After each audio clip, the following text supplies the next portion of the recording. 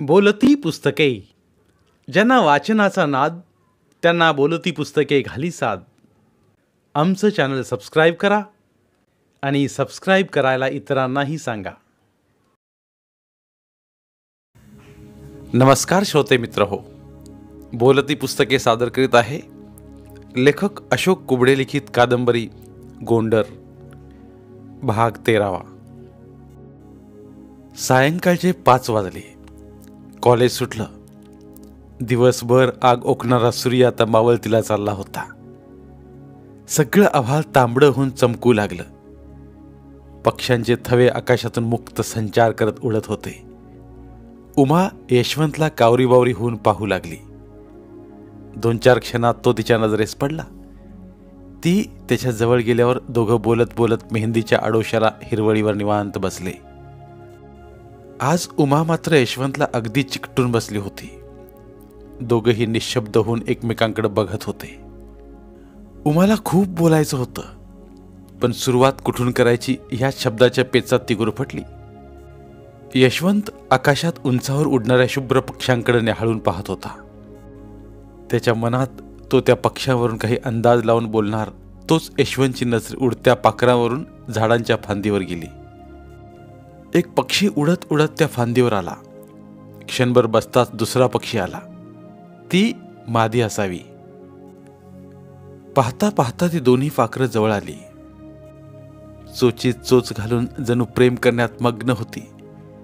त्यांच्या प्रेमाचं रूपांतर प्रणयात झालं. यशवंत त्या पाखरांकडे सारखं नजर रोखून पाहत होता. यशवंत सारखा कोटे पाहतोय म्हणून उमानं त्याच्या नजरेच्या रेषेनं सहज फांदीकडे पाहिलं आणि लाजून त्याच्या मांडीवर मस्करीनं थाप मारली. त्याचे लक्ष वेधून घेतले. भवाळी उंचावून इशारा केला. तिच्या मनातल्या भावना यशवंतनं ओळखल्या. दोघेही त्या पाखरांच्या प्रणयसुखात प्रेमात मग्न झाले. यशवंतचं लक्ष त्या फांदीवरल्या प्रीत पाखरावर आपल्याकडे वळवून घेत उमानं अंतर्मनातले शब्द ओठांनी बाहेर फेकायला सुरुवात केली. यशवंत, मला तुला काही सांगायचं होतं. असं अचानक बोलून तिनं त्याचं लक्ष आपल्याकडे वेधण्याचा प्रयत्न केला आणि हिरवळीवर असलेल्या यशवंतच्या हातावर हात ठेवला. स्पर्श होताच यशवंतनं आपला हात तिच्या हाताखालून काढून घेण्याचा प्रयत्न केला, पण तो त्याचा प्रयत्न असफल करण्यासाठी तो अधिकच घट्ट दाबून धरला. तिच्या गरम, उबदार, कोमल हाताने यशवंतच्या पुरुषी शरीराला काटा आला. अंग शहारलं, पण संयमाची फार मोठी शिदुरी यशवंत जवळ होती म्हणून तो जराही मनानं डगमगला नाही. स्त्री स्पर्श हा त्याच्या ध्येयापेक्षा तुच्छ होता. तो टायरमध्ये हवा भरल्यासारखा फुगून होता. उमानं अजून एकदा, यशवंत, मला तुला काही सांगायचंय, म्हणून त्याच्या खांद्यावर आपलं डोकं ठेवलं आणि डाव्या हातानं त्याच्या भरदार छातीवरल्या भरदार कुरळ्या केसात हातांची बोटं फिरवत त्याचा होकार ऐकण्यास कान टवकारून हृदयाचे ठोके मोजू लागली. तिचा गरम उबदार स्पर्श तो बाजूला सरण्यात व्यस्त होता. स्त्री, पैसा यामध्ये गुरफटून न राहता त्याला एक ध्येय गाठायचं होतं. शील आणि पावित्र्य जपून तो आपलं शिक्षण आणि ध्येय गाठण्यासाठी आला होता. आणि जर आपण ह्या चक्रव्यूहात पडलो तर आपलं स्वप्न, आपलं ध्येय आणि कुटुंब आणि त्या समाजाचं काय, या नानाविध प्रश्नात घुटमळत होता. तो सम्यक क्रांतीचा पुरस्कर्ता होता आणि परिवर्तनवादी युवक होता. ध्येय हे त्याला जीवापेक्षा प्रिय होतं म्हणून तो क्षणार्धात विचारात गुंतला. तेवढ्यात उमानं त्याच्या छातीवर फिरणाऱ्या बोटाने त्याच्या छातीवरले केस हलकेच ओढले. तेव्हा तो भानावर आला. त्याचं अंग शहारलं. अंगाला स्त्रीचा एवढा दृढ स्पर्श झाल्यावर पुरुषी काळीज फडफडून विरघळून पाणी पाणी झाल्यागत वाटू लागलं. छातीवर बोटं फिरवताना तिचे भरगोच चौरोज यशवंतच्या दंडाला घर्षण करून तिचा भार पडल्यामुळे भिडून बोलत होते. तिच्या टुमदार मांसल घट्ट स्तनांचा मनसोक्त स्पर्श यशवंतच्या दंडाला होत असल्यानं तिच्या स्तनानं विभागणारी चिरोटी एखाद्या दरीसारखी दिसत होती. 2 डोंगरांमध्ये एखादी दरी दिसावी तशी ती पोकळी दिसत होती. फुगून टुमदार गच्च स्तनामुळे तिच्या गुंड्या अगदी ओढाओढीचा खेळ खेळण्यात दंग झाल्या होत्या. यशवंत सावध झाला. तेव्हा नकळत त्याचा हात तिच्या खुल्या मोकळ्या पाठीवर पडला. मोठ्या गळ्यामुळे तिची पाठ अगदी रुंद दिसत होती. संगमरवरी दगडावरून हात घसरावा तसा पाठीवरून घसरत होता. परस्त्रीचा स्पर्श झाल्यावर पुरुष मनाचे अगदी ठोके चुकतात. वाफेला हवा लागताच वाफेचं पाणी व्हावं तसं यशवंतच्या अंगाचं पाणी पाणी झालं. पण यशवंत मनाला काबूत ठेवणारा सामर्थ्यवान तरुण, तो असली चूक चुकूनही करू इच्छित नव्हता. उमाचं ऐकून थोडा वेळ थांबला आणि हसऱ्या स्वरात म्हणाला, हे बघ उमा, तुझ्या मनात काय आहे, तुला काय सांगायचं आहे ते सगळं मी ओळखतो. मग काय झालं? ती असं म्हणताच त्यानं लांब सुस्कारा सोडला. तिच्या हाताला धरून तिच्या हातावर रुळणारी कोमल बोट बाजूला सारत म्हणाला, पण तुला वाटतंय ते तेवढं सोपं नाही उमा. ही वाट खूप संघर्षाची आहे.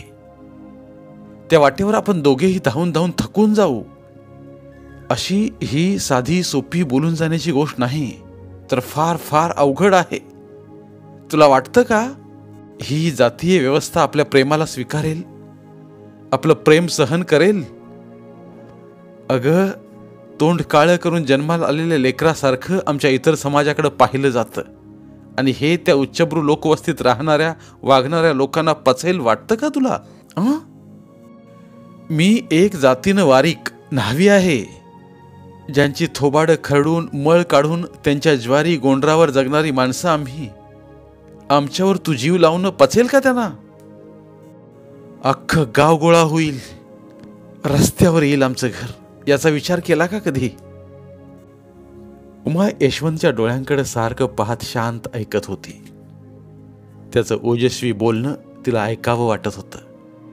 यशवंत बोलत बोलत आपोआप थंड होत होता. विस्तव शांत होऊन त्याचा लालपणा शांत होऊन थंड व्हावा तसा तो शांत झाला. त्याचा राग शांत झालेला पाहून उमा म्हणाली, हे पहा यशवंत, मी पक्का निर्णय घेत असते आणि मी जे ठरवलं ते निश्चितच असते. तू मला मान न मान किंवा तू माझी कदर कर न कर, पण मी तुला माझ्या मनात स्थान दिलंय. मला तू जीव लावावा किंवा बोलावं, भेटावं किंवा मला जवळ घ्यावं असं काही नाही. माझं प्रेम मी फक्त तुझ्यावर, तुझ्या स्वभावावर, विचारावर करते, एवढंच. बस, तू मला बोललास किंवा नाही बोललास तरी चालेल, पण मी फक्त तुझी बनून राहणार, तुझी बनून राहणार. माझं मन मी तुझ्या पायावर वाहिलं, एवढं मात्र नक्कीच. असं म्हणत ती जरा पदर सावरून बसली.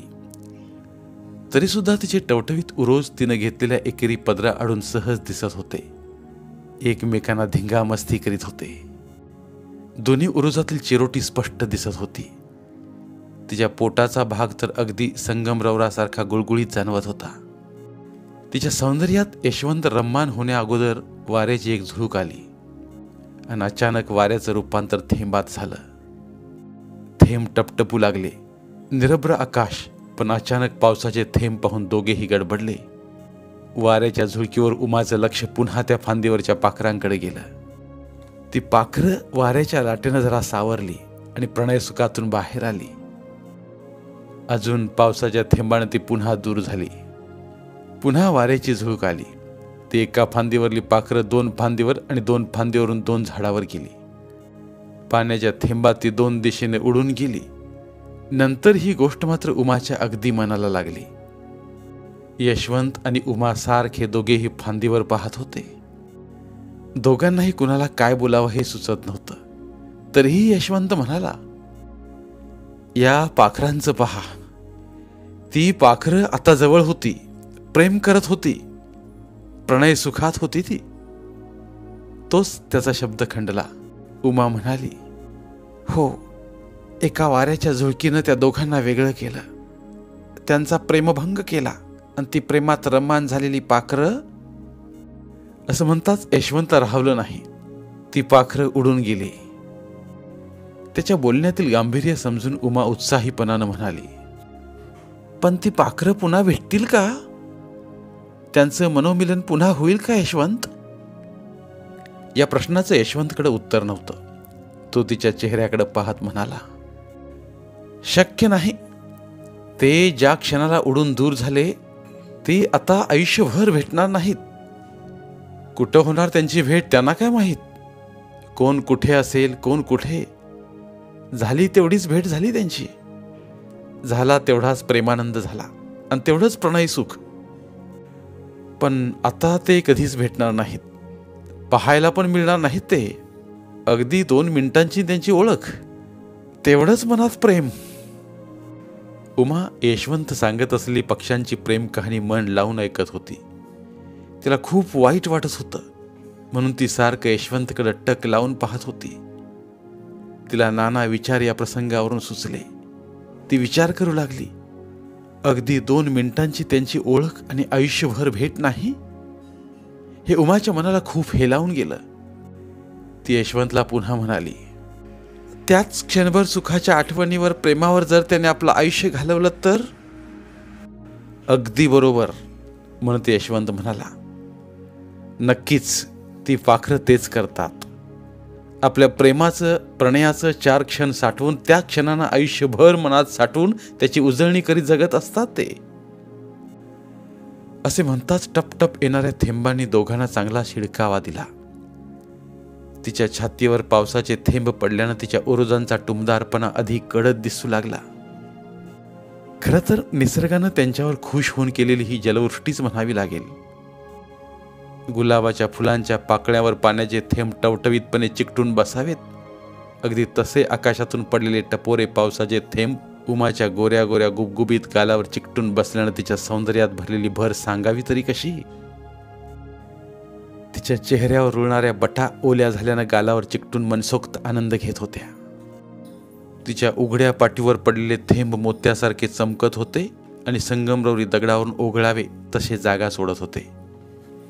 तिच्या गालावर थांबलेले थेंब ओठाने टिपावेत असं वाटणारं तरुण मन यशवंत जवळ होतं, पण तो संयमी तरुण असं करू इच्छित नव्हता.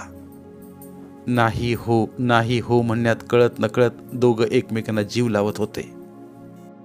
नाही नाही म्हणता किंवा नकळत असावं, पण यशवंतही तिच्या प्रेमाला चांगलाच प्रतिसाद देऊ लागला. दोघंही प्रेमाच्या रंगात केव्हा रंगून गेली कळालंच नाही. दोघांचं प्रेम आता कॉलेजात चर्चेचा विषय झालं. प्रीतीची 2 पाखरं महाविद्यालयाच्या मैदानात प्रीतीच्या गंधात कधी नाहून निघाले, कधी रंगून गेले कळालंच नाही. चित्रपटात किंवा कथा कादंबरीत शोभून दिसावं असं उमा यशवंतचं प्रेम बहरत होतं. सरासरी असे प्रसंग चित्रपट किंवा कथा कादंबरीत वाचायला मिळतात, पण दोघांचं प्रेम प्रत्यक्षात दिसू लागलं. यशवंत ही तिच्या प्रेमात प्रांजळ, नितळ, निरभ्र आणि प्रामाणिक राहू लागला. तसं तर आता दोघांनाही एकमेकांशिवाय करमत नव्हतं. शिवाय यांचंही प्रेम निस्वार्थ, नितळ पाण्यासारखं खळखळणारं होतं. त्याला वासनेचा किंवा मादकतेचा जराही गंध नव्हता. जिथं मादकता, भावना, वासना आली तिथं सुगंध अत्तरासारखा उडून जातो. फक्त एकमेकांचे मन जपणं आणि एकमेकांचे होऊन राहणं, सुखदुःखात साथ देणं असं मानसिक आधाराचं प्रेम त्यांचं होतं. कधी कधी तर बोलताना निसर्गाला साक्षी ठेवून आपण जीवनसाथी होण्याच्या सुद्धा अनाभाका झाल्या. भवऱ्यानं फुलाला सुगंधी करावं तसं यशवंत कळत नकळत उमाच्या सहवासात येऊन तिच्या अवतीभोवती राहून तिचं जीवन सुगंधी केलं. तिलाही आता जगण्यात अर्थ वाटू लागला. खालच्या नजरेतून तो तिला आणि ती त्याला निहाळत होती. दिवसभर दिसला नाही तर तिचं कावरं बावरं होणं यशवंतच्या मनाला घायाळ करू लागलं. यशवंत उमाला बोलत होता, नकळत तिला जीव लावत होता. सांगायचं म्हणलं तर तो तिच्या प्रेमात पडला होता खरा, पण तो जाती व्यवस्थेची भयानकता चांगलीच ओळखून होता. लहानपणापासून त्याने जातीयतेचे चटके सहन केले होते, पण उमाला समजावणं कठीण होतं. आजपर्यंत कुण्या मुलीकडे वळूनही न पाहणाऱ्या अशा चारित्र्यवान, प्रांजळ पुरुष असलेला यशवंत उमाच्या निस्वार्थ प्रेमात गुंतून गेला. उमानं जीवनातला पहिला पुरुष म्हणून यशवंतकडे पाहिलं. तसं तर त्याला बालपणापासूनच जीव लावला होता. तो तिला लहानपणापासूनच आवडत होता. स्त्रीला स्वरूपापेक्षा कर्तृत्ववान, शीलवान, गुणवान आणि खरा बोलणारा पुरुष आवडत असतो. आणि जर का एखादा पुरुष आवडला तर ती त्याला आपलंसं करण्यासाठी वाटेल ते करावयास तयार होते. ती त्याच्या मनासारखं वागते अगदी जीवाची बाजी लावते, पण तो पुरुष आपला करतेच.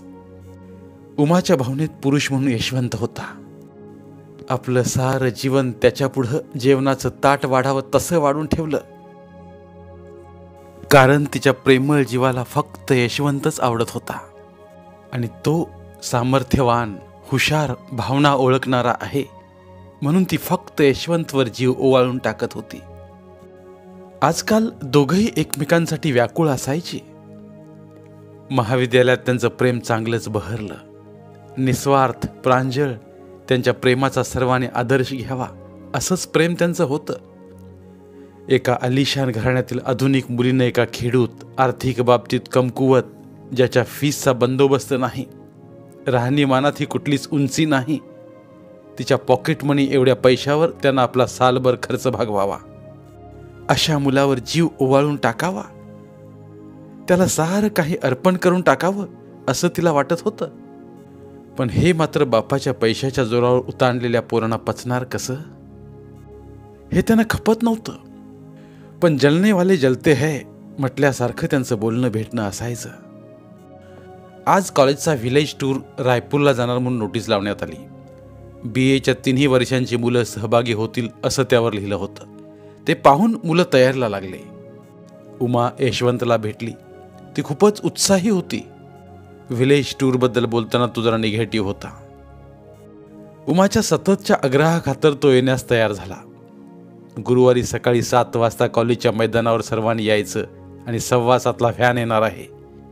एक वेळचा डबा सोबत असावा अशी सूचना विद्यार्थ्यांना देण्यात आली. उमा यशवंतला म्हणाली, यशवंत, मी आपल्या दोघांचा पण डब्बा हॉस्टेलवरून घेऊन येते. त्याच्या गप्प बसण्यातच होकार होता. उमाच्या एका वाक्यात त्याच्या मनातील अनेक प्रश्नांना उत्तर मिळाले. गुरुवार उजाडला. रायपूरला जाण्यासाठी व्हॅन तयार होती. विद्यार्थी जमा होऊ लागले. उमाचा जीवात जीव नव्हता.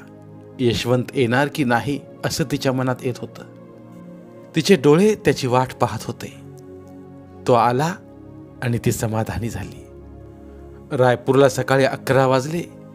गावात गेल्यावर गावाचं विविध निरीक्षण करायचं होतं. गावाला निर्मल ग्राम पुरस्कार मिळाला होता.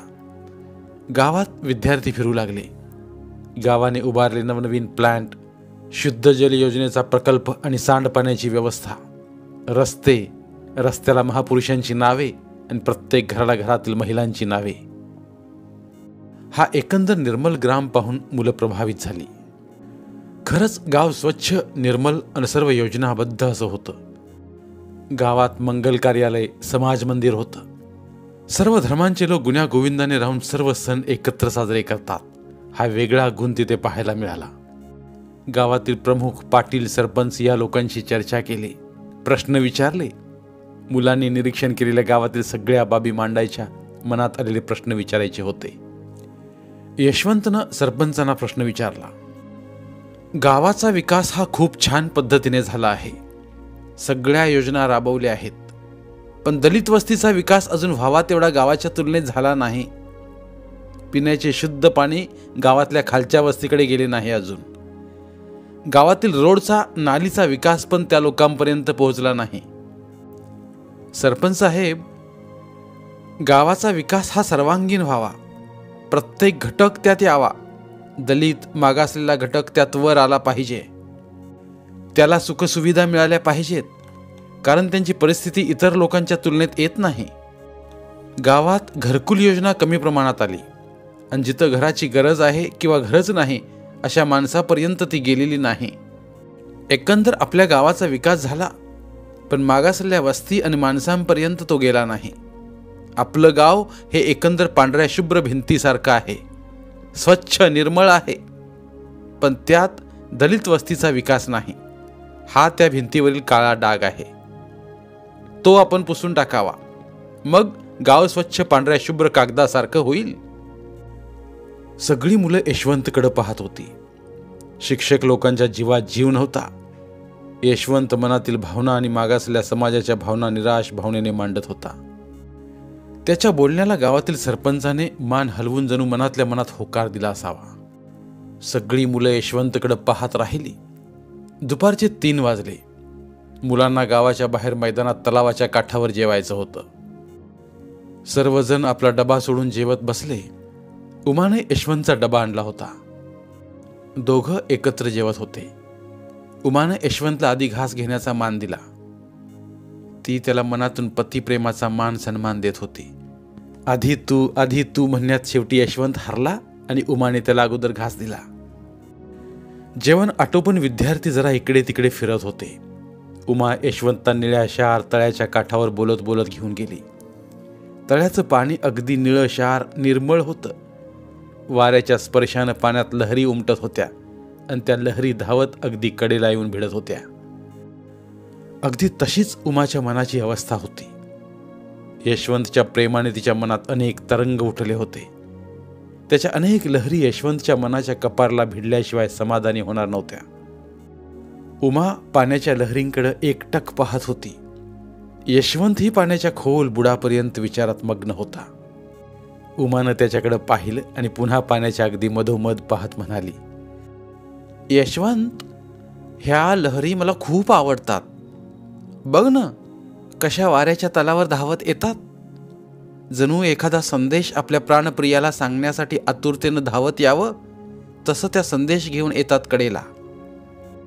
त्यावर तो म्हणाला, पण किनाऱ्यानं ही खूप मोठी शपथ घेतली उमा, त्याला आधार आणि साथ देण्याची. म्हणून तर लहरींचं अस्तित्व टिकून आहे. तो प्रत्येक संकटात सोबत आहे, वचन दिल्यासारखा. क्षणात उमानं त्याच्याकडे पाहिलं. त्यानंही आपली नजर तिच्यावर वळवली. यशवंत, मला ही अशीच साथ हवी आहे तुमची. तू पण माझं आणि माझ्या भावनांचं, माझ्या मनाचं असंच खंबीरपणे संरक्षण करावं असं वाटतं मला. मला माझ्या आयुष्याच्या आणि माझ्या जीवनातील प्रत्येक लहरीचा किनारा तुम्ही पाहिजेत. तो तिच्या ओठांच्या हालचालींकडे पाहत होता. ती तळमळीनं बोलत होती. तिच्या प्रत्येक शब्दाकडे तो लक्षपूर्वक ऐकत होता. त्याची नजर सहज पुन्हा पाण्याकडे गेली. नितळ निळ्या पाण्यात दोन पक्षी कडेवर अंग पाण्यात बुडून फडफडवत होती. पुन्हा पुन्हा ती पाखरं त्या पाण्यात बुडून अंग फडफडवीत होती. पुन्हा बाहेर येऊन पुन्हा एकमेकांना चोच लावून पुन्हा पाण्यात जात होती. यशवंत सारखं पाहत होता. उमाचं लक्ष यशवंतच्या नजरेला धरून पाखरावर स्थिरावलं.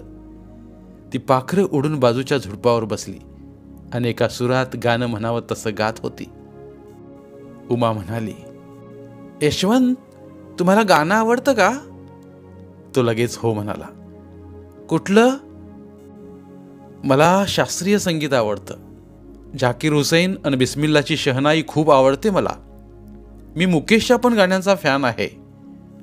यशवंत सांगत होता तसा उमाच्या मनात तरंग उमटत होते आणि त्यांच्या लहरी चेहऱ्यावर दिसत होत्या. कारण तिच्या मनातलं आणि तिला आवडणारं सगळं यशवंतला आवडत होतं. ती लगेच म्हणाली, मुकेशचं कुठलं गाणं? मुकेशची सर्व गाणी. त्यात चंदन सा बदन चंचल सी चुभन, चांद सी मेहबूबा हो मेरी कब, वक्त करता है वफा. पण तुझ्या आवाजात दर्द आहे. हां, बहुत बढिया. मी तर मुकेशची दिवाने आहे आणि मला तर ही तिन्ही गाणी खूप खूप आवडतात. आपल्या आवडी किती एकसारख्या आहेत ना. मला गझल पण खूप आवडते बरं. बडे उस्ताद गुलाम अली यांची गझल चुपके चुपके रात दिन. आपल्या आवडी एकदम सेम आहेत ना. म्हणत तिनं त्या गाणाऱ्या पाखरांकडे पाहिलं. दोघांचीही नजर पाखरावर गेली आणि उमा अगदी श्वासाच्या स्वरात गाण्याची धून गात होती. वक्त करता जो वफा. त्या पाखरावर दोघांची नजर पडताच दोघं वेगवेगळ्या दिशेला उडून गेली. उमाच्या चेहऱ्यावर अस्वस्थता दिसत होती. त्या पाखरांचं असं उडून जाणं तिला आवडलं नाही. त्या रिकाम्या फांदीवर पाहत, त्या हलणाऱ्या झुडपाच्या काटेरी फांदीकडे पाहत उमा म्हणाली, आपल्या आवडीनिवडी, आपली खाण्याची पसंती सगळं एकसारखं आहे, पण विचार मात्र भिन्न आहेत. यशवंतनं तिच्याकडे पाहिलं आणि लगेच हो म्हणाला. लगेच तिच्या मनातलं त्यानं ओळखलं. ती म्हणाली, त्या गावातल्या दलित वस्तीचं तुला काय होतं? सगळ्यांनी पाहिलं आणि तूच का बोललास मग? तिच्या अशा प्रश्नाला यशवंत म्हणाला, कारण मी सर्वांसारखं पाहिलं नाही. अन्याय झालेला मला राहवलं नाही. ते बोललं पाहिजे. त्या गरीब लोकांची ताकद नाही तिथं बोलायची. आपल्याला संधी मिळाली मग का बोलू नये. आणि विषयही खरा होता, सार्वजनिक होता आणि विशेष म्हणजे हक्काचा, न्यायाचा होता. आपण पाहून का मूक बसायचं. पण आपणच का बोलायचं म्हणते मी भोगलेला आहे, अनुभवलेला आहे मी. आणि असं कुठं दिसेल तिथं मी बोलणार, तरच माझा शिक्षणाचा फायदा. मी गरिबीतून आलेला आहे आणि आजही गरिबीतील यातना भोगतो, म्हणून मी बोलू लागतो. ज्यांना गरिबी काय, खेड्यातील जनजीवन आणि मागासलेल्या दलित इतर समाजाचं जगणंच माहीत नाही, ते काय विचार करणार. त्या इतर जातीविषयी त्यांना काय, त्यांचे प्रश्न, त्यांची अवस्था मला दिसली. मी बोललो, त्यांचा हक्क मागितला आणि आयुष्यभर बोलत राहणार. त्यांना एखाद्या जनावर. मराठीतील प्रतिभावंत लेखकांचं साहित्य, कथा, कादंबऱ्या ऐकण्यासाठी आमचं बोलती पुस्तके हे चॅनल सबस्क्राईब करा. आणि मराठी साहित्याचा प्रसार करण्यासाठी प्रत्येक मराठी माणसाला सबस्क्राईब करण्यासाठी आवाहन करा. आणि बोलती पुस्तके या साहित्य चळवळीत सहभागी व्हा. आपले पुन्हा एकदा धन्यवाद.